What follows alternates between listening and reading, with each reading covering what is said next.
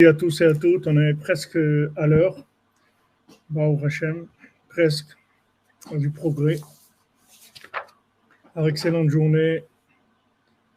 Foi Shlema pour tous les malades, Bezrat Hashem, pour tous les malades du monde, les malades mentaux, les malades physiques. Foi Shlema pour le Rav Besançon, Israël Israël Ben Fortuné, Mordechai Ben Fortuné, Dvorah Miriam Bat Corinne Ayala, Esther Bat Chassiba, Yochanan Nachman Ben Rachel, Eli Ben Rachel, Chana Bat Chava, Eliat Bat Agnès. Pour l'élévation de l'âme de Meir Ben Rina, Aïcha Batitou, David Ben Shoshana. Voilà, on continue dans notre étude Bezrat Hashem. On commence par les halachot que notre ami Benjamin nous envoie gracieusement. D'abord, Ashrenu matocheltenu umanayim yoralenu. Ashrenu matocheltenu umanayim yoralenu. Ashrenu matocheltenu umanayim yoralenu. Ashrenu matocheltenu umanayim yoralenu. Ashrenu matocheltenu umanayim yoralenu. Ashrenu matocheltenu umanayim yoralenu. Ashrenu matocheltenu umanayim yoralenu. Alors, ce que du Chafetz Chaim, Bezrat Hashem, les deux halachot, en même temps, on fait Chot Shmirat Halashon et en même temps, on fait Kol Hashone Halachot. Bechol Yom Ftach Lo Shu Ben Olam Haba, car Rabbeinu voulait qu'on étudie les halachot, donc au moins deux halachot, on a déjà ça. Si une personne a l'intention de s'associer avec un individu que l'on connaît comme étant un homme qui dilapide l'argent des autres, il convient de la dissuader d'un tel projet en respectant toutes les conditions sur les lois de la Rechirut. Mais il est interdit de révéler à un associé potentiel que la situation financière de son futur partenaire est précaire.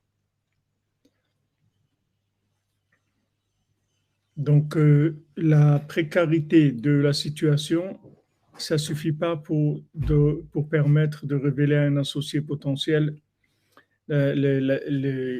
que cette personne a un problème. Mais si quelqu'un dilapide l'argent des autres, on peut. Si la pauvreté d'une personne a généré la faillite et que l'associé potentiel nous demande des renseignements sur sa situation financière, nous sommes tenus de lui dire la vérité. Ça dépend, en fait, si ça a une influence sur la gestion de la société d'activité, pas sur sa situation à lui personnellement. Seulement si ça a une influence. Oui, parce que lui, il va s'engager avec lui. Voilà, les amis. Alors, on continue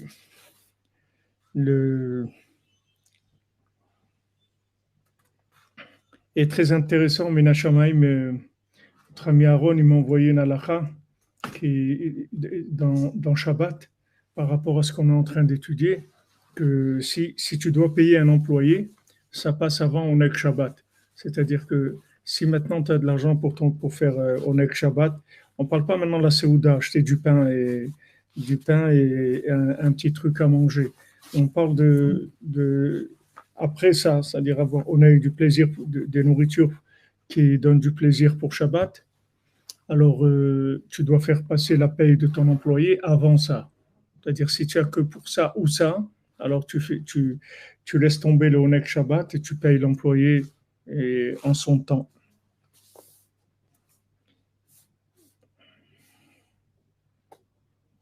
Alors, on avait vu que chaque jour, il y a un renouvellement du Maaseh Bereshit. Tous les jours, il y a un renouvellement de la création. Merci Aaron, pour éradiquer la colère de ce monde. Amen, amen Aaron. Bracha ve'atzlacha, mon ami. Shishim. Ashrenu, ashrenu. Refoua shlema pour Betzalel ben Patricia Rachel.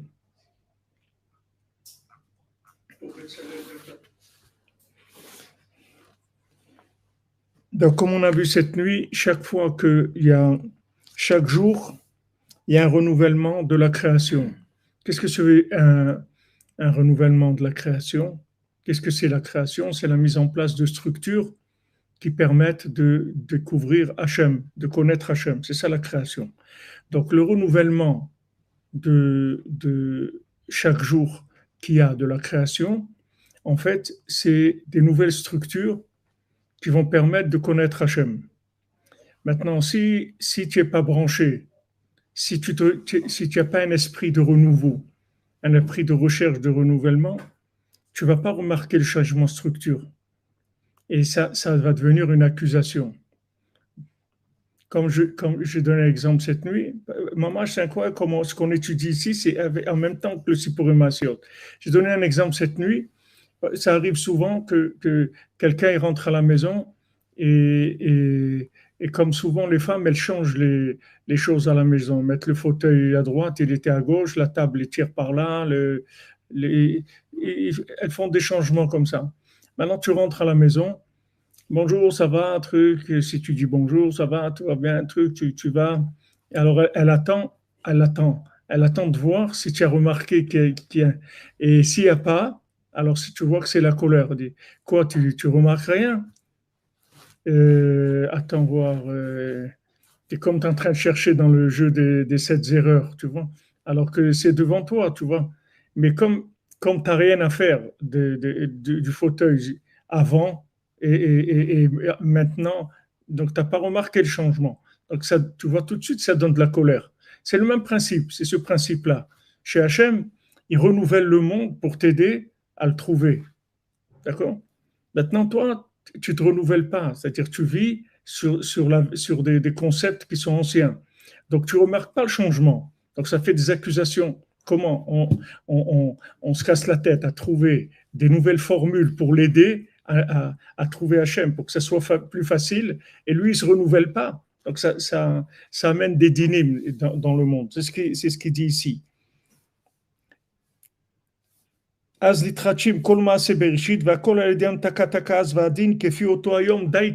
C'est-à-dire qu'il y a un adoucissement de la rigueur par rapport au jour précisément et à la nuit précisément, parce que c'est un jour comme il n'y a jamais eu et une nuit comme il n'y a jamais eu.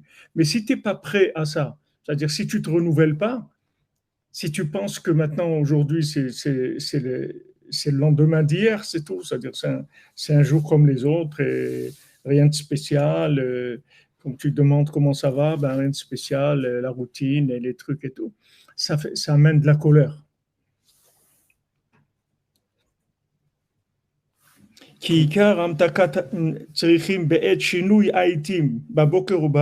Parce que l'adoucissement, il le faut au moment où il y a le changement du temps. C'est-à-dire au moment où se met en place le changement, c'est là où il faut adoucir la rigueur.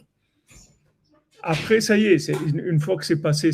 Mais sur le moment, si tu ne remarques pas le changement, c'est-à-dire si tu n'es pas prêt au changement, ça éveille ça amène de la rigueur. Donc, c'est pour ça qu'on a besoin à ce moment-là de payer le salaire qu'on doit à quelqu'un. S'il a travaillé le jour, il faut le payer en fin de journée. Travailler la nuit, il faut le payer la fin de la nuit. C'est-à-dire, en fait, on va lui adoucir sa colère par le fait qu'on va lui payer le travail qu'il a fait. Parce que maintenant, lui, le fait que maintenant, il s'est vendu pour faire un travail, ça veut dire que c'est quelqu'un qui est débranché du renouvellement. Parce que s'il était branché sur le renouvellement, il n'aurait pas... S'il était branché sur le renouvellement, il serait pas vendu comme employé. Il aurait été fier du commerce. Il aurait été faire quelque chose pour sa parnassa. C'est un monde nouveau, c'est-à-dire tout le jour le monde est renouvelé. Donc il y a une part pas de Yehush, mais le fait de se faire employer, en fait, celui qui se renouvelle vraiment, avant d'en arriver à se faire employer ou quoi, il pense que tout est possible. Il pense qu'il se jette dans le... Mais s'il a ça, jamais il va être employé. C'est parce que c'est la Emouna, c'est tout. C'est-à-dire que le renouvellement, c'est la Emouna. Chadashim la Bekarim, Rabba Emouna Techa. C'est-à-dire que maintenant, il y a un renouvellement de la Emouna tous les jours. C'est-à-dire qu'il y a des nouvelles formules de connexion. C'est-à-dire tous les jours, Hachem, il fait des nouvelles formules. Maintenant, celui qui a décidé de se vendre, ça veut dire il a fait Youch déjà sur la connexion. C'est-à-dire il ne peut pas. Il n'a pas la Emouna. Il n'a pas, mais je ne peux pas. Comment je vais payer mon loyer? C'est-à-dire, il n'a pas. Il lui faut quelque chose de sécurisé. Cette sécurité, elle coûte cher. Cette sécurité, elle coûte cher. C'est-à-dire que maintenant, comment en fait tu vas l'aider? C'est qu'il faut absolument que tu le payes dans le temps où il a travaillé. Parce que si tu le payes après, c'est du réchauffé. C'est-à-dire que maintenant, quand tu vas le payer après, ça n'a pas de rapport avec le moment où il a travaillé. Parce que lui, maintenant, il a travaillé dans la journée. Donc, du fait qu'il a travaillé dans la journée, lui, il a fait youch sur la connexion avec Dieu. C'est-à-dire, lui, il dit non, moi, je ne peux pas. Moi, il me faut un intermédiaire, je vais me vendre à un patron, il va me payer et tout. Je ne peux pas me prendre la tête avec ça. Hein? Il est prisonnier du temps. Voilà. C'est-à-dire qu'il est complètement soumis au temps.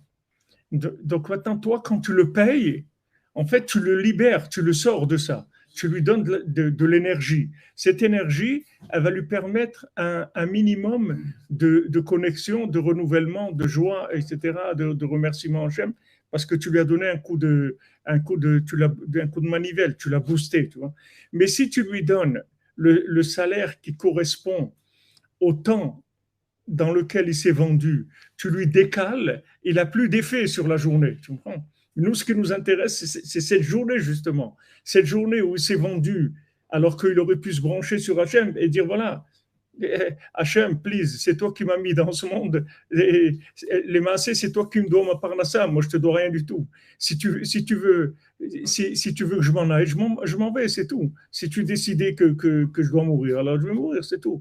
Mais c'est toi qui m'as mis ici, dans ma parnassa. S'il est comme ça, c'est-à-dire s'il vit comme ça, il n'y a aucun problème. Il va avoir sa parnassa. Il aura sa parnassa. C'est-à-dire que les gens qui ont de la émouna, ils n'ont pas du tout même si ça va mal, les affaires et tout, ils n'ont pas du tout l'idée qu'il va aller se vendre c'est quelque chose qui n'existe pas. C'est un esprit d'esclavage, c'est-à-dire de manque d'émouna. Donc maintenant, il s'est vendu. C'est par exemple, ces 8 heures, il a travaillé. Il s'est vendu pendant ces 8 heures. Le tikkun de ces 8 heures-là d'esclavage, c'est de lui payer ces 8 heures-là. Du moment où tu lui payes ces 8 heures, tu vas remplacer l'énergie qu'il aurait dû recevoir dans son âme par la émouna, tu vas le remplacer par l'argent que tu vas lui donner. Et à ce moment-là, tu le libères en fait. Tu lui donnes un coup de manivelle pour avancer. Et si maintenant, tu fais ça tous les jours, à un moment, le bonhomme, il va se réveiller et il va dire, je m'excuse, on voit ça souvent, on voit ça souvent que des gens qui ont travaillé dans des boîtes, tout ça, après ils ouvrent leur truc à leur compte et tout. Ils prennent un élément ou deux de ce qu'ils ont vu là-bas, ça les a inspirés. Maintenant ils se montent à leur compte, ou même des gens qui ont travaillé. Des fois, il y a des gens, ils ont travaillé dans une bijouterie pendant 5 ans ou 10 ans, ils ont appris le métier. Après, qu'est-ce qui leur manque? Ils voient le patron, ils voient qu'est-ce qu'il fait. Il dit, moi aussi, je peux faire ça. Il ouvre sa petite bijouterie, il commence, c'est tout. Donc, en fait, après, les gens, ils ne sont pas contents. Ils disent, ouais, tu te rends compte, pendant des années, je l'ai payé, je lui ai donné même des primes et tout. Et il a été maintenant se monter à son compte. C'est complètement opposé à l'esprit de la Torah. Tu dois faire une fête, l'inviter et lui dire Mazal Tov, Atzlacha, je vais te prêter un peu d'argent pour que tu aies de quoi acheter du matériel. Ça, c'est le normal. Mais les gens, ils croient qu'il a un concurrent. Il n'y a pas de concurrent. C'est-à-dire, ce que tu vas gagner, tu vas le gagner. Il ne va rien te prendre, lui. Le premier patron, il m'a dit, M. Calfon, il m'a dit, tu veux monter une société, la même, tu vas t'apprendre chez un patron, tu vas faire ta boutique. C'est très bien, au contraire, mais pas en face. Oui. Oui, c'est-à-dire, va dans un. Mais il y a des fois où les gens, ils sont tu as par exemple à Paris, tu as des rues entières que c'est les mêmes magasins. Par exemple, tu prends le matériel de coiffure ou truc, tu as un à côté de l'autre, ils vendent tous hein? C'est bien parce que c'est là-bas que les gens vont quand ils veulent. Voilà, c'est ça. Ça crée voilà, ça crée un point d'attraction. Mais c'est.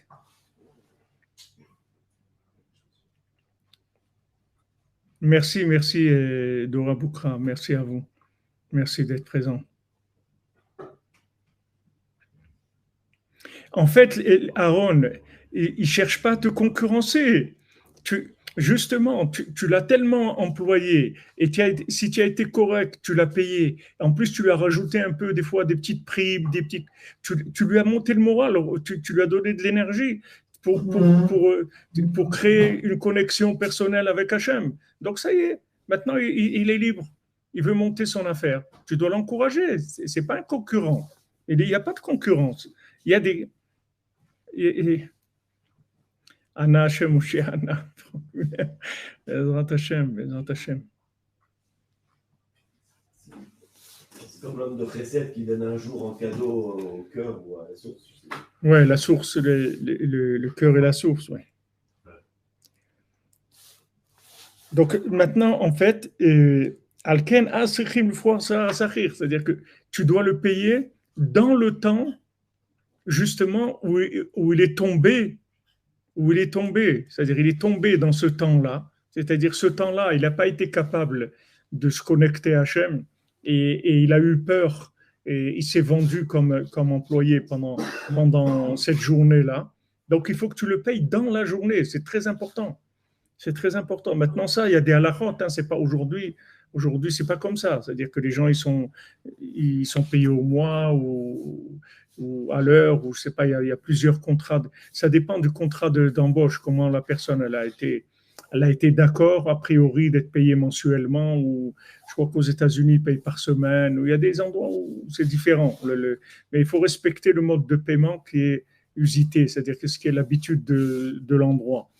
Mais ce qui est extraordinaire, c'est de voir le lien entre le fait que tu le payes dans le temps où lui, il a eu sa faiblesse et il s'est vendu. C'est là qui est important. Parce que si tu lui donnes après, tu vois bien tu le sens. Par exemple, quelqu'un, tu as travaillé pour lui, tu as fait un travail, d'accord? Maintenant, quand tu as fait le travail, tu sais que ce travail, il va être payé tant. Donc, tu as déjà un peu planifié, tu vois, tu as besoin pour ça. Maintenant, le gars, il ne te paye pas. Il ne te paye pas dans le temps. Une semaine après, il ne te paye pas. 2 semaines après, il te paye 3 mois après que tu fais le travail. Tu vois, quand cet argent arrive, tu vois que c'est de l'argent qui n'a pas d'effet sur ta vie actuelle, tu vois.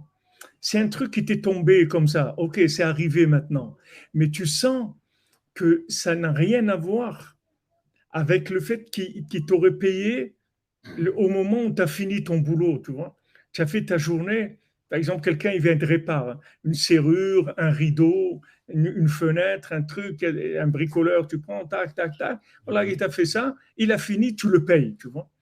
Maintenant, lui, quand il a travaillé, c'est-à-dire il s'est vendu, il a une intention dans sa tête. Il ne s'est pas vendu comme ça. Pourquoi il vient travailler chez toi? Il peut faire autre chose. Il s'est vendu tant d'heures, maintenant paye-le tout de suite. Tu le payes tout de suite, tu as comblé un manque chez lui. Mais tu le payes 3 mois après, tu vois que c'est complètement, c'est de l'argent qui a perdu son effet. Même que c'est de l'argent, mais ce n'est pas le même argent. Tu le sens, tu le vis ça. C'est des choses qui sont, même dans le commerce, tu vois, quand tu factures, ils payent à 90 jours. Quand ils te payent, ça n'a plus de rapport avec le travail que tu as fait. Tu as même oublié, c'est fini. Toi, tu as déjà payé les frais, tu as payé ton loyer, tu as payé l'électricité, tu as payé tout ce que tu avais à payer, tes employés et tout. Maintenant, ça arrive à 90 jours. Tout ça, tous ces systèmes-là, avant, il y avait les traites. Je ne sais pas si ça existe aujourd'hui encore. Avant, il y avait les traites. C'est-à-dire, tu faisais une traite à 60, à 90, à 120, les traites. Mais, tu vois, c'est le même mot que la traite des esclaves. C'est la même chose. C'est-à-dire, en fait, c'est des systèmes d'esclavage. C'est des systèmes où on décale le paiement par rapport au travail. Donc, tu es tranquille. Le bonhomme, il va rester un esclave. Parce que quand tu lui donnes l'énergie, il n'a plus de rapport avec le moment où il s'est vendu. Donc, avec ça, tu le maintiens, même si tu le payes. Mais cet argent, il n'arrive pas à un moment. C'est comme quelqu'un qui a faim. OK? Maintenant, tu ne lui donnes pas à manger. Maintenant, il s'est débrouillé, il a mangé, d'accord? Plus ou moins. Il a mangé n'importe quoi. Il ne pouvait pas, il avait faim. Il a mangé du pain sec, il a mangé même un truc un peu avarié et tout, il ne pouvait plus tenir. Il avait faim. Maintenant, tu arrives, une fois qu'il a fini de manger, tu lui amènes un repas. OK, c'est sympa, c'est bon et tout, mais ça comble pas la faim qu'il avait. Tout. Et ce sont des systèmes d'exploitation. C'est-à-dire, ces systèmes, ils sont calculés pour l'exploitation. C'est-à-dire, tout ce principe de payer à 30 jours, à 60, à 90, à 120, ce sont des systèmes pour maintenir les gens dans l'esclavage. Parce qu'en fait, comme on dit, avar zmano bitel korbano, tu ne peux pas amener un korban dans un autre moment. Il y a un moment pour amener un sacrifice. Hachem, il te dit, voilà, il y a le korban du matin, il y a celui de l'après-midi, etc. Tu ne peux pas amener celui du matin, moi, excusez-moi, je suis en retard, je vais l'amener maintenant. Non, ça y est, tu ne l'amènes plus, c'est fini, on n'a plus besoin. Il y avait une réparation à faire dans le temps, tu ne l'as pas faite, c'est fini. Oui, c'est comme les prêts.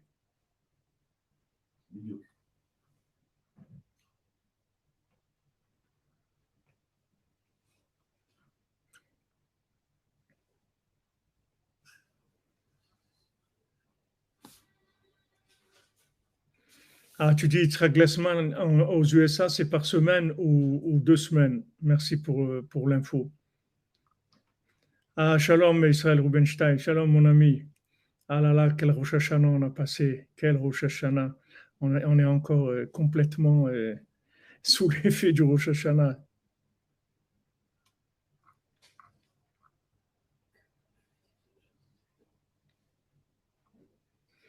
Ah, Eric Clem vous dit, est-ce que vous préférez 1 million maintenant ou 10 000 euros par mois à vie?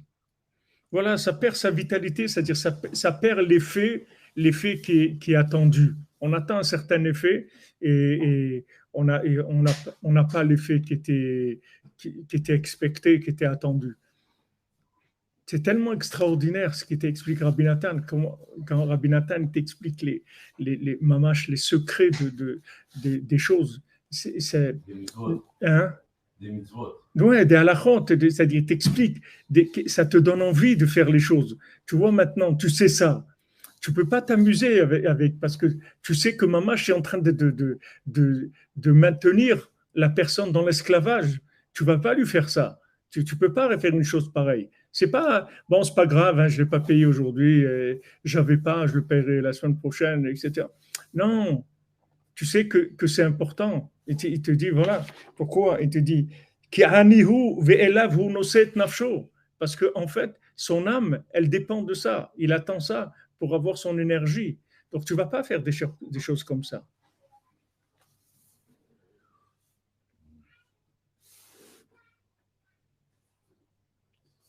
Donc maintenant, tu lui as, en fait, quand tu l'as payé dans le temps, tu as annulé la colère qu'il avait, qui était le fait qu'il n'a pas pu se renouveler et se brancher sur l'ashgacha, sur la providence divine de ce jour-là. Il n'était pas capable. Tu n'es pas capable. Alors que par exemple, tu prends le Baal Shem Tov, les Khatrila, il fait ça. Il ne dort pas avec l'argent de la veille. Il ne veut pas de l'argent de la veille.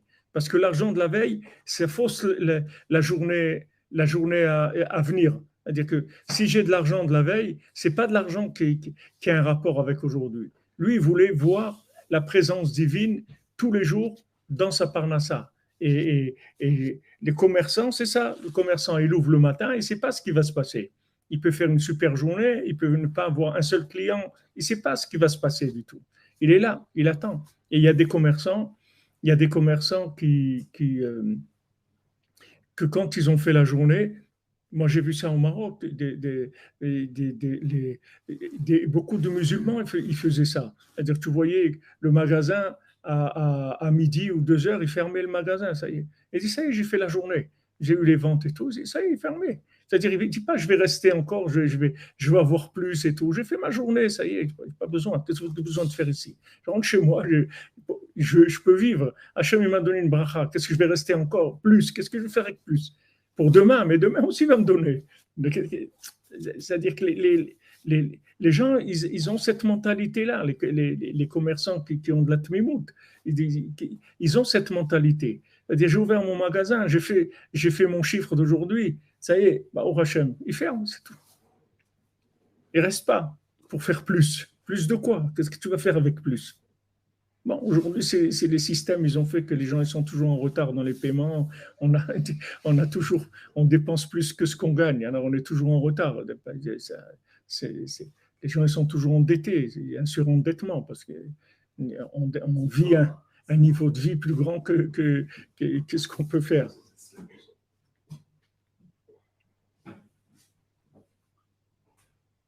C'est vrai qu'il y a beaucoup de procès pour les salaires non payés. C'est vrai, c'est vrai. Shalom, Michel Jackson, shalom.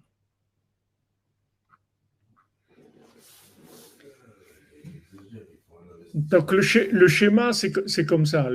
C'est-à-dire la personne, elle n'a pas assez d'émouna, d'accord? Comme elle n'a pas assez d'émouna, elle ne voit pas Hachem, c'est-à-dire elle ne sent pas la présence divine.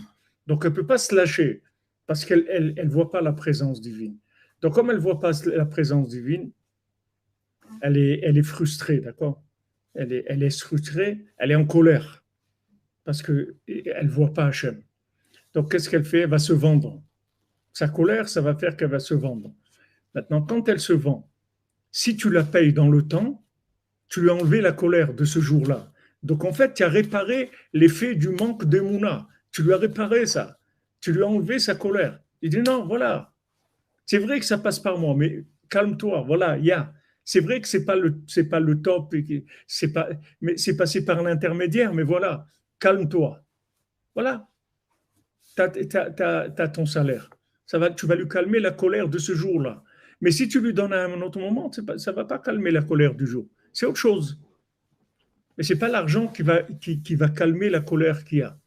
Tu veux dire que quelqu'un qui emploie quelqu'un d'autre, ce n'est pas juste qu'il l'emploie, ce n'est pas juste deux personnes qui font un deal, c'est qu'en fait, il prend sur lui le manque d'émouna de l'autre. Et donc, s'il fait ce qu'il faut, il a un route énorme. Bien sûr. C'est comme un substitut caviarol d'Hachem. Mais si il ne fait pas ce qu'il faut, c'est catastrophique. Parce qu'il jette la émouna de l'autre dans le... Il maintient dans l'esclavage. Il le maintient dans l'esclavage. Il ne le laisse pas grandir. Il prend sur lui une faute terrible. Il ne le laisse pas grandir. Comme les gens qu'après la Shoah, ils avaient des gens qui travaillaient dans les caves chez eux, ils ne leur ont pas dit que c'était fini la Shoah. Les gens continuaient à travailler gratuitement, ils avaient peur, ils étaient enfermés, ils travaillaient et tout. Ils ne leur ont pas dit que c'était terminé, que ça y est, ils ne leur ont rien dit du tout. Ça, c'est la même chose. C'est-à-dire qu'en fait, maintenant, cette personne-là que tu emploies, tu es un chaliar d'Hachem pour lui remonter le moral, pour la reconnecter, tu vois. Donc, tu dois faire tout ce que tu peux pour le reconnecter. Ça, c'est l'état d'esprit dans lequel tu es un employé, tu vois. Donc, il est employé, tu dois faire tout ce que tu peux pour lui remonter le moral, tu vois. Mais si, chas shalom, tu ne le payes pas dans son temps, tu l'as maintenu dans l'esclavage.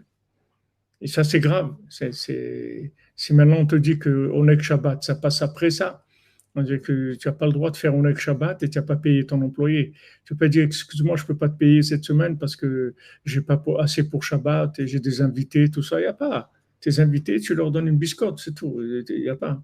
J'ai pas, tu leur dis. Tu invites pas, c'est tout. C'est ton problème. Mais lui, tu dois le payer. Ça passe avant le Oneg Shabbat.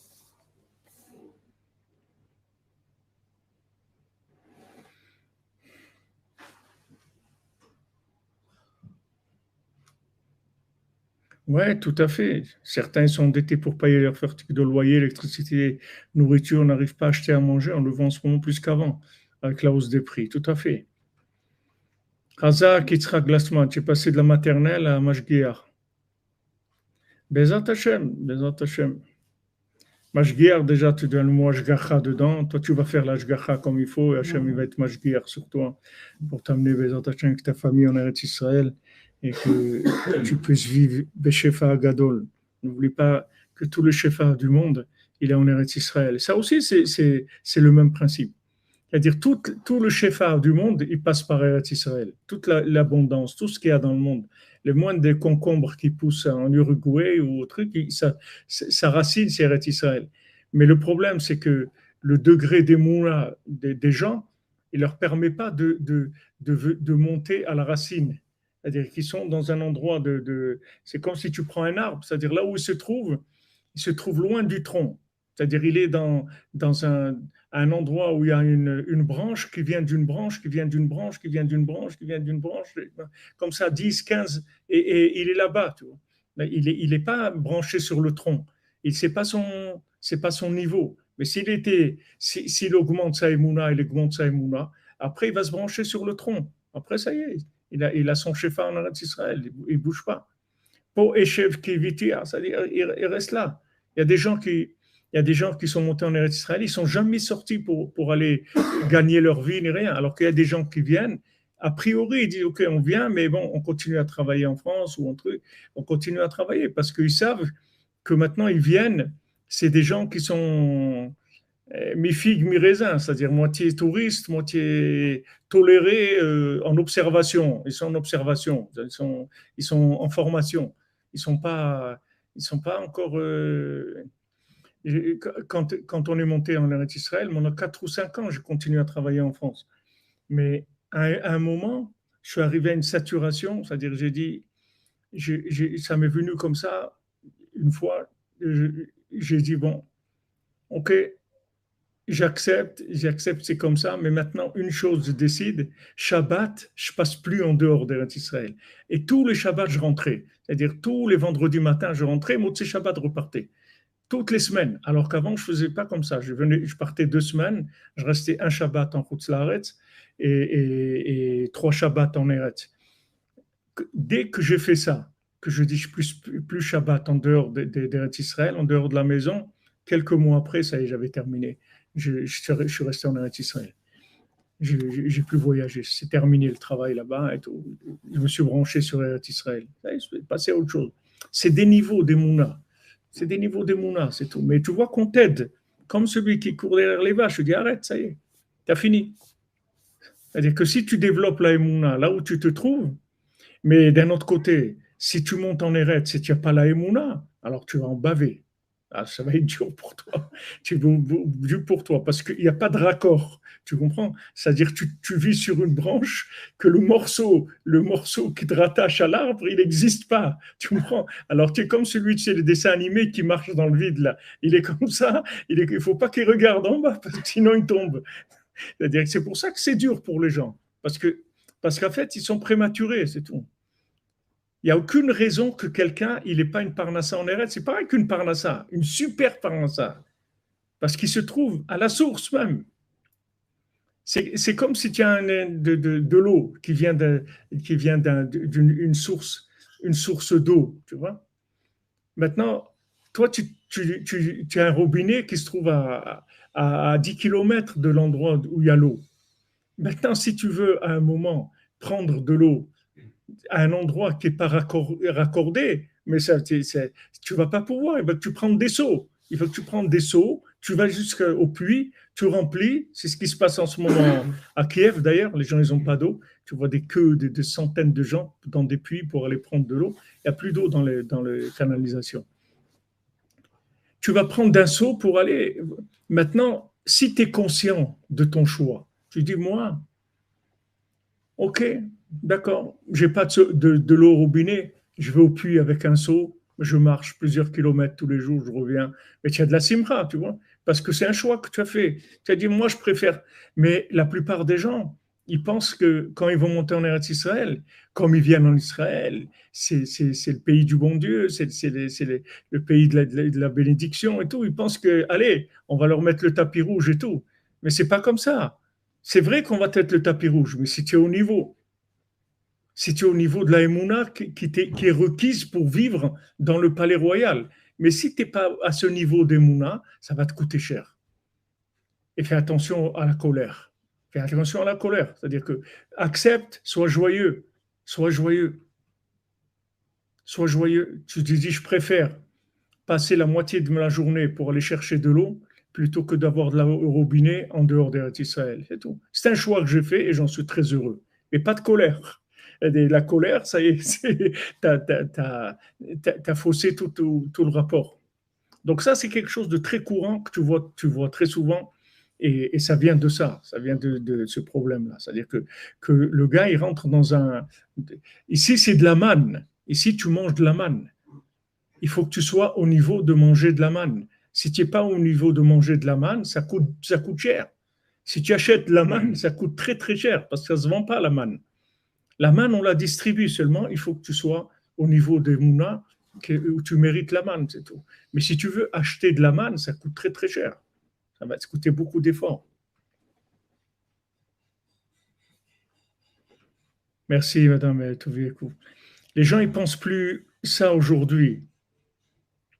Ah oui, Madame Lévy, ça c'est une formule qu'on dit, le secret pour être millionnaire en Israël, c'est d'être milliardaire. Vous voyez cette expression, elle vient de ça. Cette expression qu'on entend souvent, le secret, si tu veux devenir millionnaire en Israël, c'est que tu viennes milliardaire. Ça vient d'où ça? Ça vient de ça. C'est-à-dire c'est la mentalité du gars qui vient en Eretz Israël alors qu'il n'est pas prêt à vivre en Eretz Israël. Alors que celui qui est prêt, soit quelqu'un est prêt dans la Emouna, donc il vient et ça roule, et il va être mieux que n'importe quel endroit au monde, parce qu'il va être branché sur la source, donc il va recevoir une bracha extraordinaire, soit il n'est pas au niveau, et donc il accepte de descendre, il accepte un certain esclavage, qui n'est pas un esclavage, puisqu'il le fait pour vivre avec Hachem. C'est tout. Il dit, regarde Hachem, moi je préfère vivre dans une difficulté de Parnassa, mais être à côté de toi, je veux être dans le palais. Donne-moi une petite place. Je préfère un cabanon sous les branches, je préfère une petite cabane dans le palais, plutôt d'avoir une super villa loin du palais royal. Ce sont des choix. Mais tous ces principes-là, ils fonctionnent sur la base de la Emouna, comme il parle Rabbeinu. En Israël, on apprend à marcher dans le vide. Ouais. Non, c'est pas marcher dans le vide. On voit pas le filet, c'est tout. Mais il y a pas, il y a pas, il y a pas. En Eretz Israël, c'est le pays de la bénédiction. C'est le pays de la bénédiction. Celui qui vient en Eretz Israël mûr dans la Emouna, il a une parnassa extraordinaire. Facile, agréable, dans la joie, tout, il n'y a pas de problème. Celui qui vient, qui n'a pas la Emouna, le raccord, il est amer. C'est-à-dire, ce que tu dois rattraper, qui te manque, c'est dur. Parce que ce n'est pas un endroit, normalement, où on fait de la formation de gens qui n'ont pas d'Emouna. La formation, elle ne se fait pas ici. La formation, elle se fait en dehors. Tu fais ta formation. Quand tu es prêt, tu viens. Mais si maintenant tu veux venir avant, des fois tu es obligé, tu n'as pas le choix. Des fois tu as des enfants qui grandissent, des choses et tout, tu dois venir parce que c'est comme ça, c'est la suite de ta vie, tu n'as pas le choix. Mais quand tu n'es pas au niveau, c'est dur. C'est dur. Maintenant, si tu acceptes d'aller travailler en dehors d'Eretz Israël, comme il y a beaucoup de gens qui font ça, ils voyagent, il y a des gens qui restent très longtemps. Une fois, j'avais rencontré dans l'avion une personne qui venait, je ne sais pas, du Brésil ou je ne sais pas. Mais lui, il venait une fois tous les 2 mois, tu vois, chez lui. C'est-à-dire qu'il était carrément, il vivait pratiquement tout le temps en dehors de chez lui. Mais sa famille, elle était là et ses enfants, ils vivaient en Israël. Mais pour ça, il payait cette souffrance-là d'être séparé. Moi, quand je travaillais en France, quand je m'absentais 2 semaines, je revenais, ma petite fille qui était à l'époque, maintenant là, prochain presque 30 ans, mais elle était bébé, elle avait quelques mois, elle ne me reconnaissait pas, je ne pouvais pas la prendre, rien du tout. Chaque fois, c'était la même chose. Elle ne me reconnaissait pas, j'étais un étranger, jusqu'à ce qu'elle s'habitue à moi, 2 semaines, etc. Allez, je repartais, après il fallait recommencer, etc.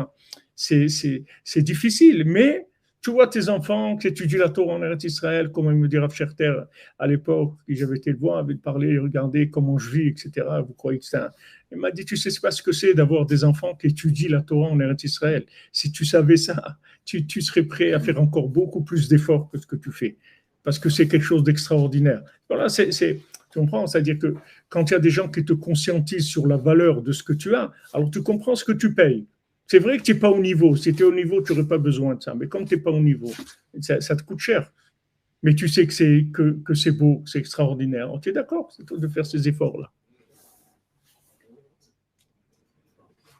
Ouais, la Emouna, Eliona, comme tu dis, c'est qu'en Eretz Israël. C'est Rabbeinu dit, c'est Eretz Israël, c'est une terre de Nissim, c'est une terre de prière, c'est une terre de Nissim. C'est-à-dire qu'on vit avec des miracles, on vit avec la prière. C'est le mode de vie d'Eretz Israël. Tu ne peux pas vivre en Eretz Israël si tu n'as pas la prière. Et si tout fonctionne avec la prière. C'est un pays qui fonctionne avec la foi, avec la prière, avec les miracles. Alors maintenant, Shehu Prinat, Amtakat Bitula Kaas, Alide Srar Peulato Shenoteno Shenmishar Mishefesh Ashirut. Donc voilà, maintenant, il lui adoucit, il lui annule même la colère qu'il a par le fait qu'il lui paye son travail. Et cette paye qu'il lui donne, ça vient, c'est du Shefa, de Hashirut. C'est-à-dire qu'en fait, il lui donne il y a un flux de richesse qui passe quand on lui paye son salaire. C'est-à-dire il le rend riche pour un moment. Ah, il a sa paye, il est content, il a de l'argent et tout. Tu l'as réhabilité, tu lui as redonné de la force. Et à un moment, il va être bien, il va démarrer, c'est tout. Il va se mettre en connexion directe. Il va plus passer par toi. Et le jour où il fait ça, il faut que tu sois content, de des Mazal Tov, etc. Quand un employé il part pour se monter à son compte. Si lui, il déclenche ce sentiment d'Achirut, on lui fait pareil. Ouais. Le fait de respecter ce Zman-là, ou de ne pas le respecter, c'est ou extraordinaire, ou catastrophique. Oui, bien sûr.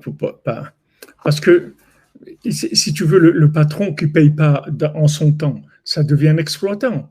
C'est-à-dire qu'il ne se considère plus comme étant un envoyé d'Hachem.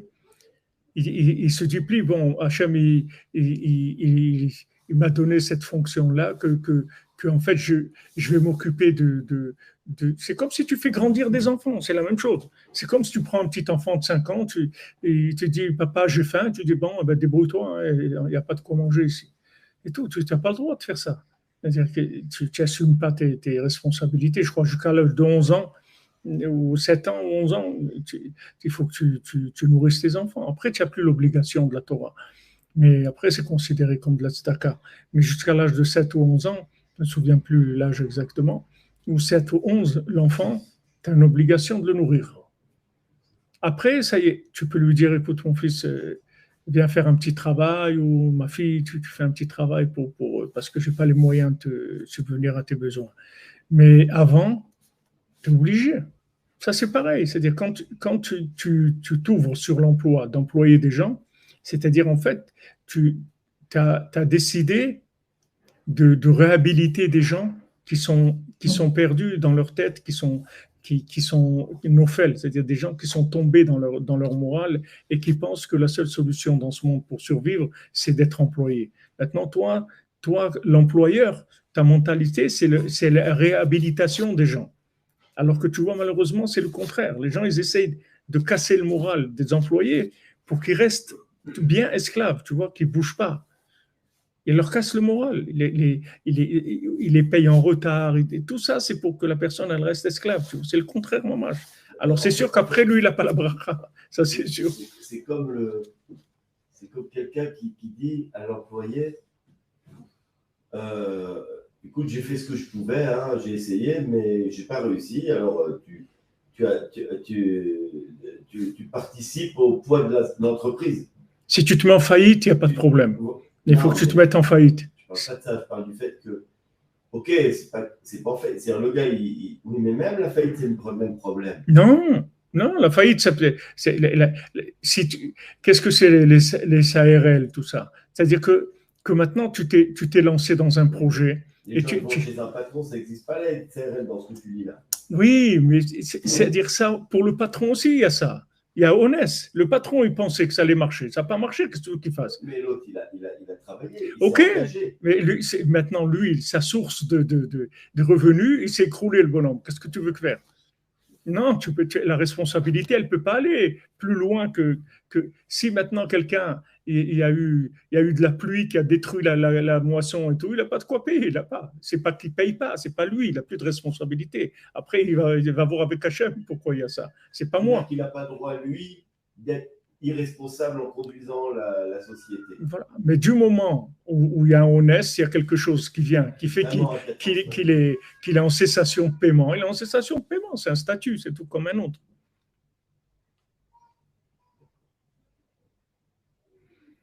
Vous dites, quand ce sont des enfants à nous, c'est quand des enfants à nous quoi, qui sont quoi, qui sont des enfants à nous qui sont nos employés, ou bien que de nourrir nos enfants. Nourrir nos enfants, on a l'obligation de nourrir nos enfants. Je parle de nos enfants, c'est-à-dire cette obligation elle est par rapport à nos enfants. Les autres, on peut aider, mais nos enfants, on a l'obligation jusqu'à un certain âge on a une responsabilité par rapport à eux. Vous dites que c'est le propre de la manipulation et ce n'est pas uniquement dans le domaine du travail. Tout à fait, je suis d'accord avec vous. Mais il y a d'autres domaines qui sont délicats, je ne préfère pas en parler parce que ça touche des choses qui sont trop délicates à gérer. Mais dans le monde de travail, c'est un schéma qu'on connaît tous et on sait exactement pourquoi on est comme ça et pourquoi le monde est dans l'état où il est et qu'on met les gens sur endettement pour les maintenir dans l'esclavage, qu'ils n'ont pratiquement aucune chance. C'est sûr qu'il n'y a pas comme Rabbeinu. Nos enfants, bien sûr. C'est nos propres enfants, on doit les nourrir. Mais je ne sais pas, Blineder, il faut que je regarde si c'est 7 ans ou 11 ans. C'est-à-dire, c'est pas plus que 11 ans. Parce que à l'époque, enfin, les halakhot, en fonction du matzav, elles peuvent évoluer au niveau de l'application. Ouais. Ce que je veux dire, c'est qu'aujourd'hui, tu mets un enfant dehors à 6 ans, c'est comme si, c'est pas comme à l'époque. Non, bien sûr. Un enfant d'aujourd'hui à 6 ans, c'est un bébé, il vient de sortir de la couche culotte. Ouais. Il ne va rien faire du tout. Mais disons que 11, 12, 13 ans, tu peux déjà le lancer dans le monde du travail. Oui. Et je veux dire, un enfant à 6 ans, il y a 200 ans, il y avait déjà...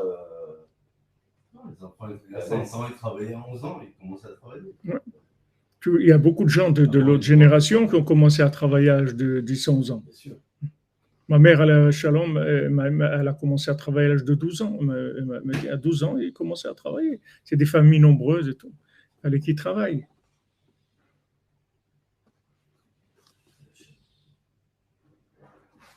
Pour la LIA, je n'ai pas compris pour la LIA. Si vous avez demandé quelque chose de vous récemment. Comment savoir si on est prêt pour la LIA? Il faut demander au patron.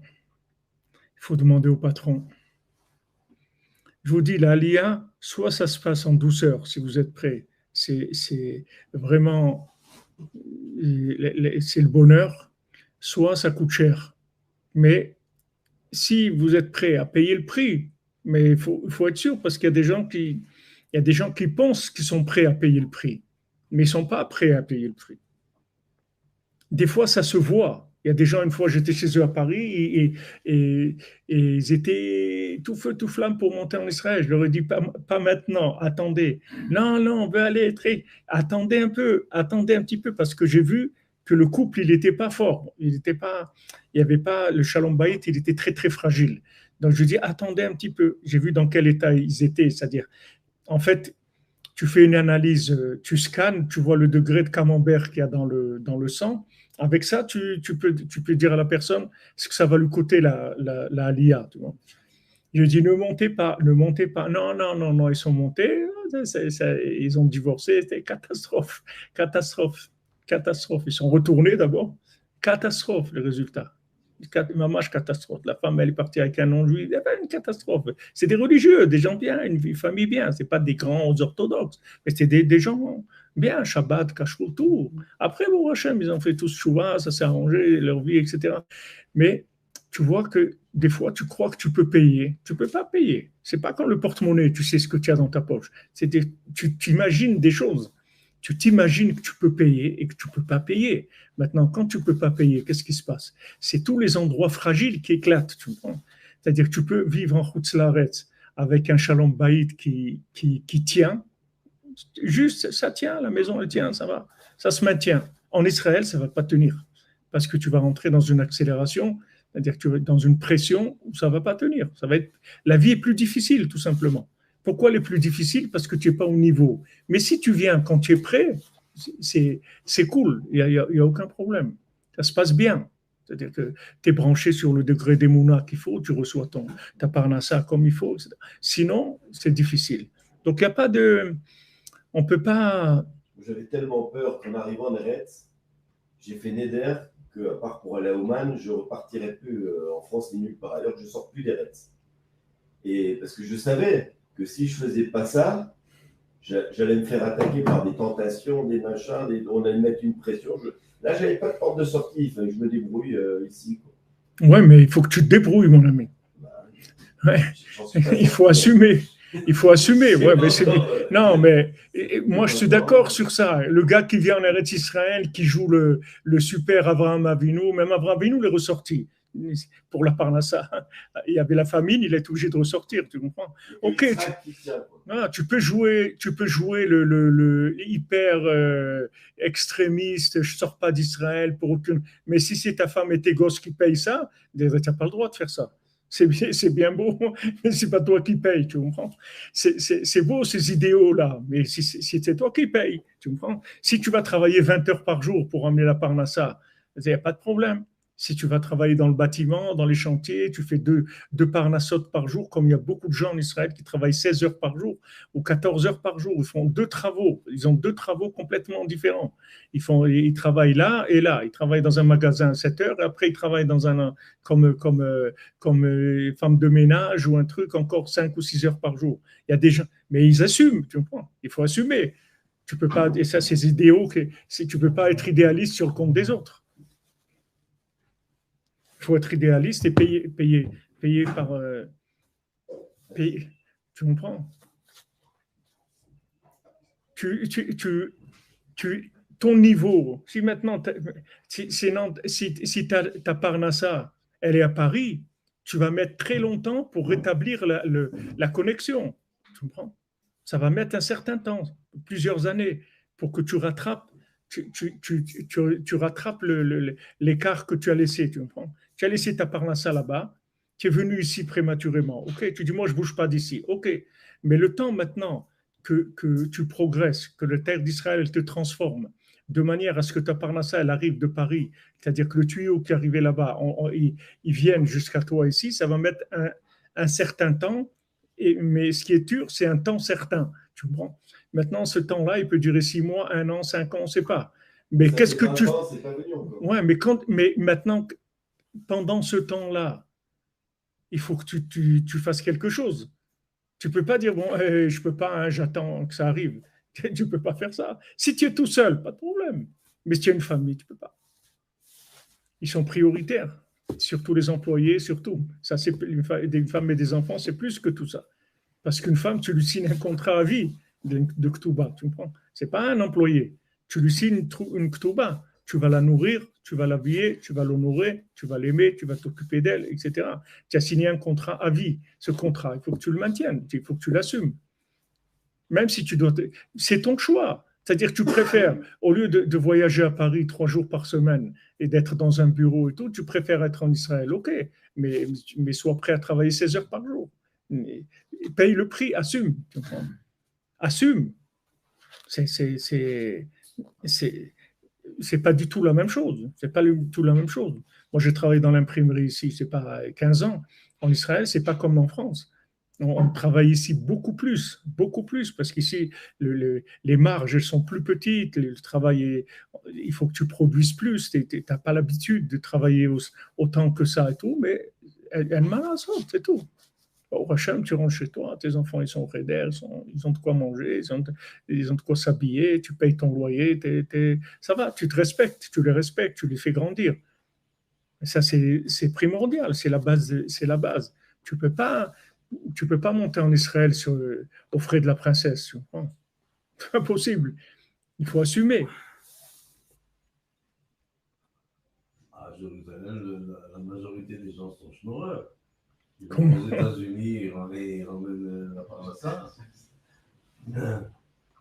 Avant le corona, c'était. Après le corona, il y a eu beaucoup de problèmes. Ils n'ont pas voyagé. Ils vivent que de ça. Non, parce que ça, ils sont trouvés dans une situation de honnête.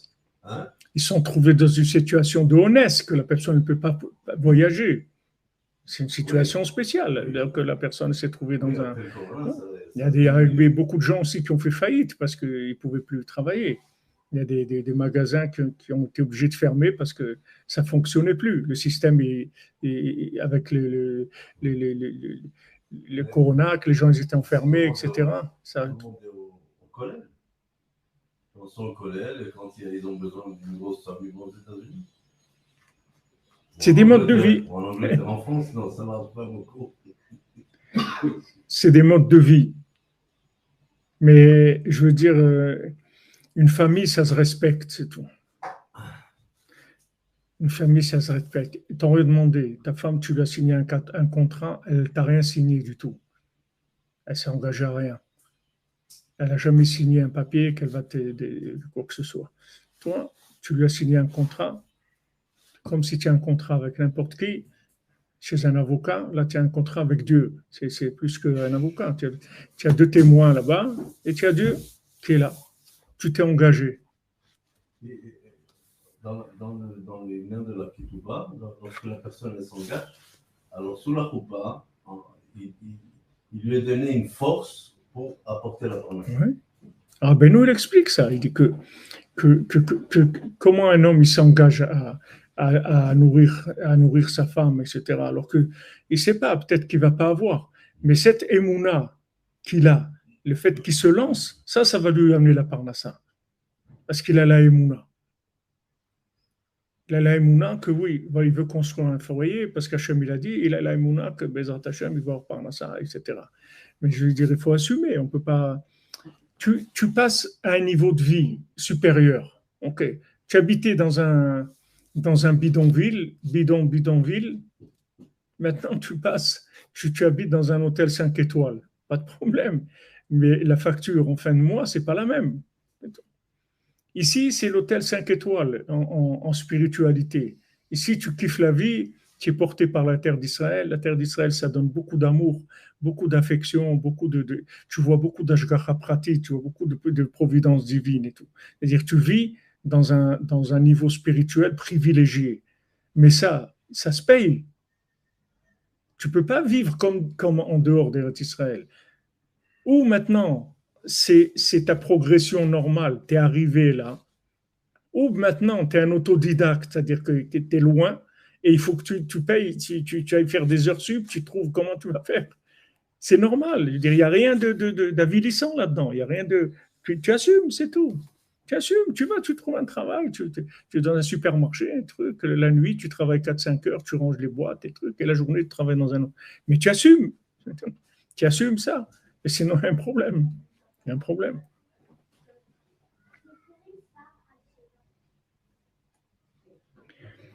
Ben Abergel, pourtant, d'après une Mishnah dans Ktubot, voilà là, Ben Abergel, là, tu nous sors des.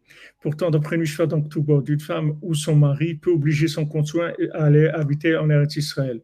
C'est vrai que ça peut être, il y a des gens qui ont divorcé parce qu'un des deux ne voulait pas venir habiter en Eretz Israël. Même la fille de Rabbeinu, Myriam, Rabbeinu, il n'a pas voulu qu'elle monte en Eretz Israël parce qu'il voyait qu'elle était fragile. Donc, son mari est monté et Rabbeinu, il a gardé avec lui. Mais, et après, ils allaient divorcer. Après, ils allaient divorcer, mais Nachamaïm elle-même, elle a voulu, elle a eu un éveil pour aller habiter en Eretz Israël, rejoindre son mari et tout. Elle est partie en Eretz Israël.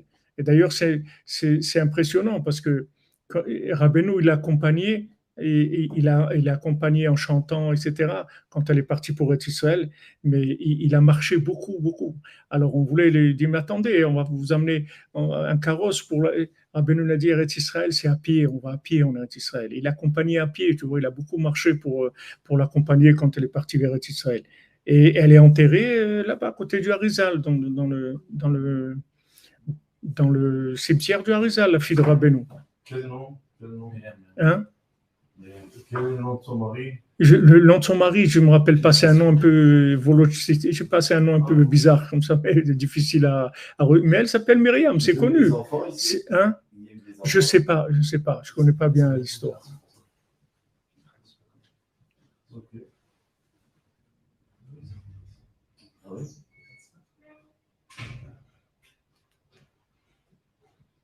J'ai rencontré un enfant le jour de vegan qui m'a dit que sa famille il descendait de Rabbeinu. Oui. Je lui ai dit, c'est un grand truc, ça. Si un jour tu as besoin de quoi que ce soit, tu vois, le bureau il est là. Toi, tes parents ou quoi. Oui, il y a des descendants de Rabbeinu qu'on connaît. Il y a des descendants directs de Rabbeinu. Mais pour répondre à ce que tu disais, Ben, c'est-à-dire que c'est vrai, dans la halakha, c'est une raison de divorce. Si un des deux veut monter de couple et l'autre, il ne veut pas. Alors, mais aujourd'hui, il n'y a personne qui conseille de faire ça. Parce que, en général, des gens mariés, il n'y a personne qui est au niveau de faire un acte comme ça par idéal pour Eretz Israël. C'est faux. Si quelqu'un aujourd'hui dit, moi, je sens le besoin d'habiter en Israël, si tu ne me suis pas, alors on divorce, c'est faux. Il n'y a personne qui est à ce niveau-là. Il se trompe, c'est pas vrai.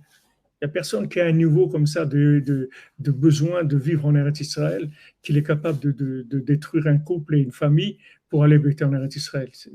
Il n'y a pas des gens de ce niveau-là. Avant, il y avait des gens. À l'époque d'Abraham Ben Nachman aussi, c'était comme ça. C'est-à-dire, c'est des gens qui étaient au niveau, c'est des gens qui vivaient dans d'autres connexions, des niveaux de connexion avec Hachem complètement différents. Aujourd'hui, c'est pas comme ça. On voit que Rabbeinu joue beaucoup comme ça sur l'envie c'est-à-dire qu'on nous retient comme un ressort. Par exemple, voilà sa fille, s'il n'avait pas retenu comme ça, on va savoir ce qui se serait passé en Eretz Israël. Alors que là, c'est une grosse envie qui fait qu'elle est partie. Ouais. Mais sûrement, Rabbeinu, il ne faut pas oublier qu'à quel âge ils se mariaient aussi. Ils avaient 14 ans, 15 ans. Ce n'est pas des gens qui étaient très mûrs, au point de vue, ce n'est pas des adultes vraiment. Donc, c'est une aventure. Et la vie d'Eretz Israël, ce n'est pas ce qu'il y a aujourd'hui. Ce n'est pas la banque discount, tu comprends? À l'époque, c'était très, très dur de vivre en Eretz Israël. C'est un Messirut Nefesh. C'est-à-dire ce que je vous ai dit tout à l'heure, de la connexion et tout, avant, il n'y avait personne qui pouvait se brancher sur la Emouna d'Eretz Israël. C'est-à-dire, tout celui qui venait, il allait trimer. C'est-à-dire, ça, c'est sûr. Il n'y a personne qui était à la madriga de monter en Eretz Israël. Et ça ne veut pas dire que nous, on a la madriga, mais il y a plus de miséricorde, c'est tout. Ils ont baissé les tarifs, ils ont baissé. Hein?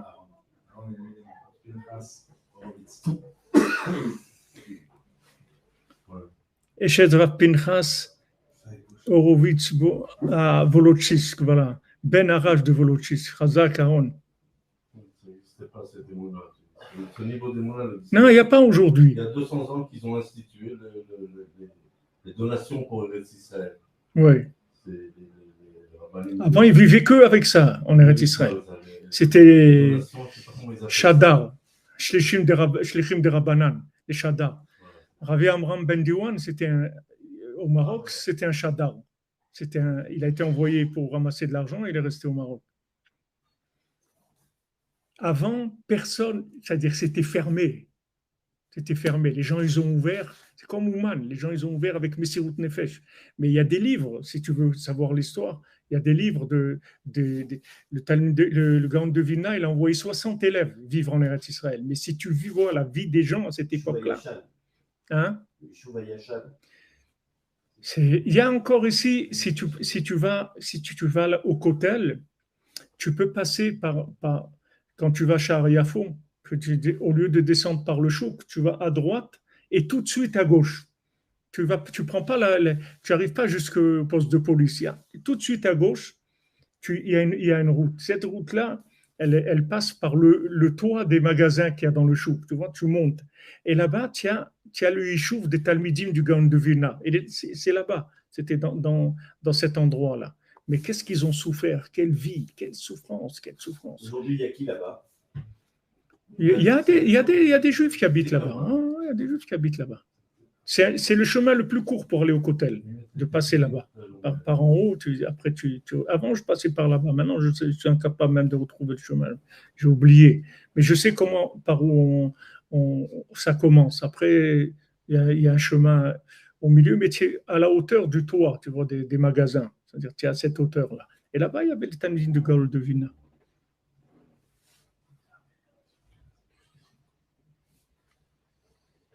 Ouais, on n'a pas les cohortes d'avant. Exactement. Aujourd'hui, on est épuisé avant de commencer.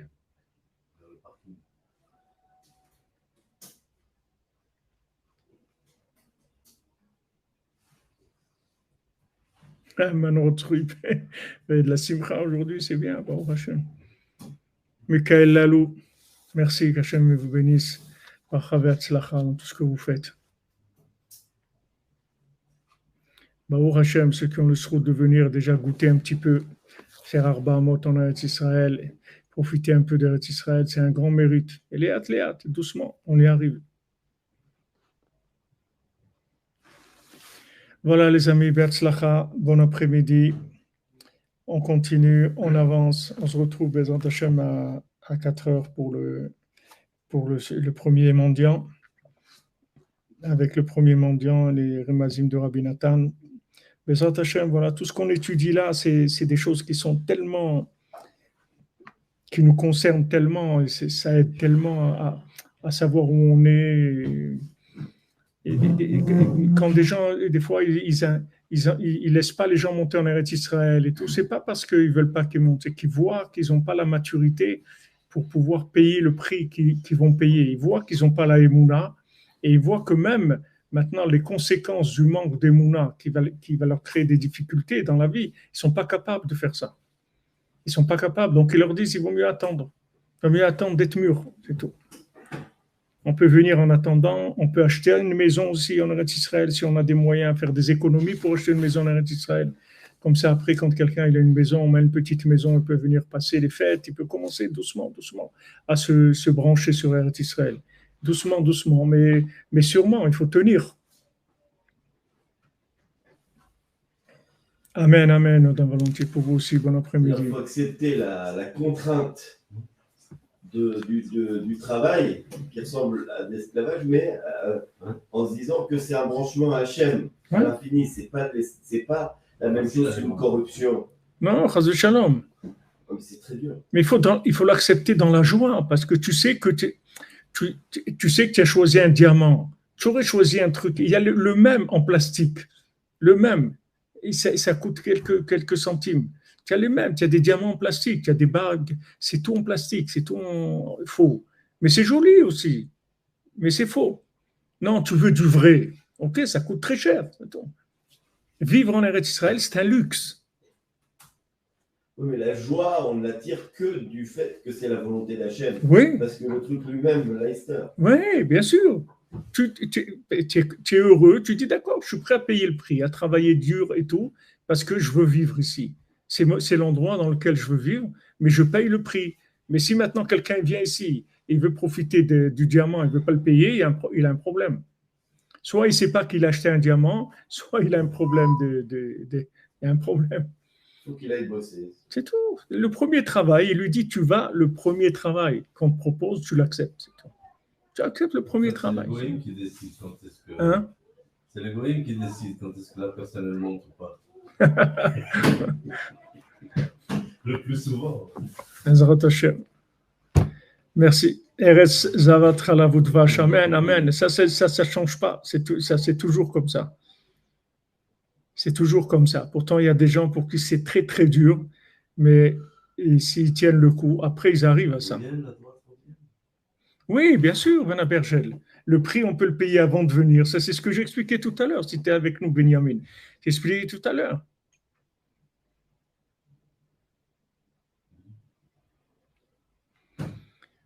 Ben, le positif, Mia Baranès, d'abord, Mazal Tov, vous êtes là, et ben, Hachem, que Hachem vous a maintenu ici, ça veut dire que vous soyez là.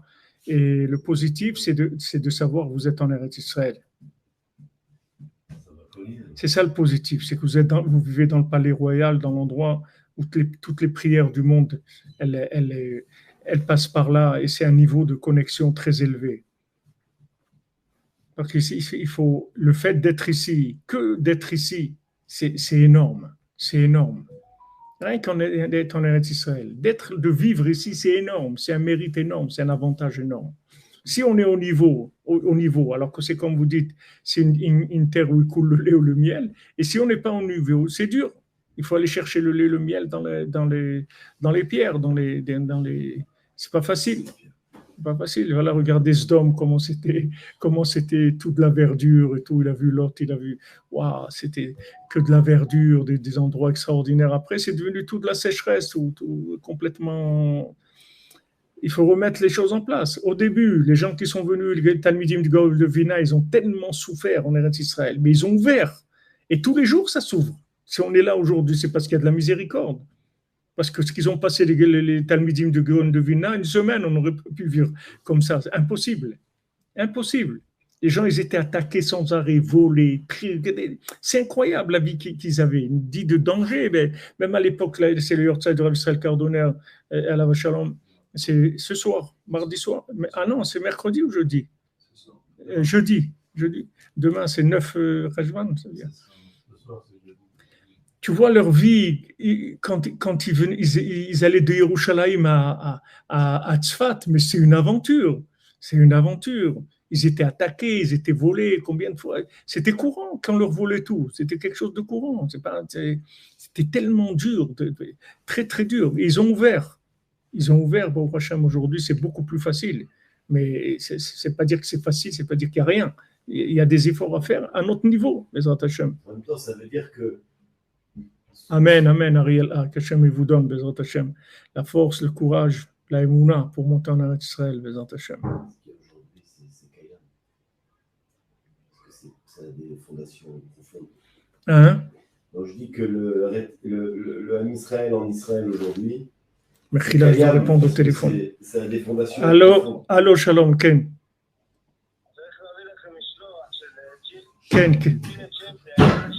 Ken. אנחנו פה. כן, זה בסוף הרחוב מול ירקן. כן, בדיוק. זה החנות, זה חנות. בסדר, אני זמין, אין שום בעיה. תודה רבה. כל טוב. Excusez-moi.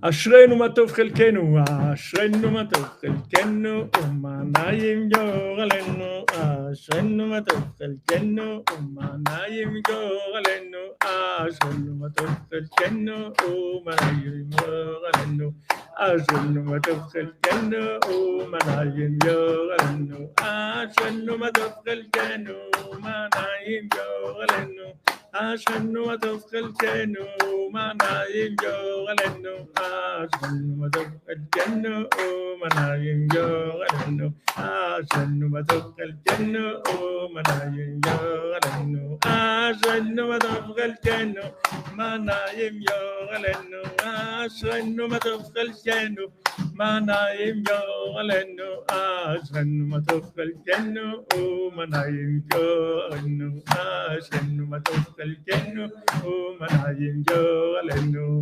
Alors la chanson pour Emmanuel, si tu ne sais pas ce que ça veut dire, c'est Yashrenu, heureux sommes-nous, Matov Chelkenu, qui est bonne notre part, ou Manaim Goralnu, qui est doux notre sort.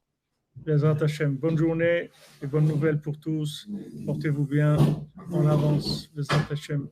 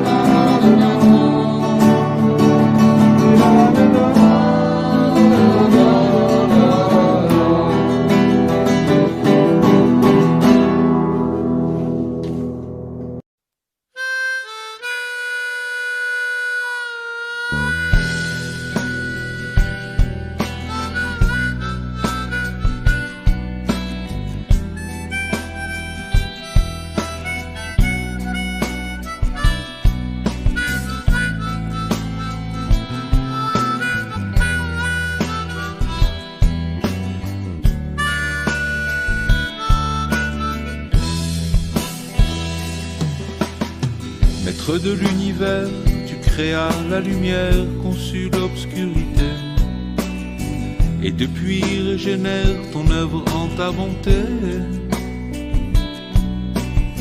afin de révéler à tes enfants humains encore une autre porte et encore un chemin. Mais voilà que malgré tes appels, dans mon cœur s'éloigne du tien. Lumière noirceur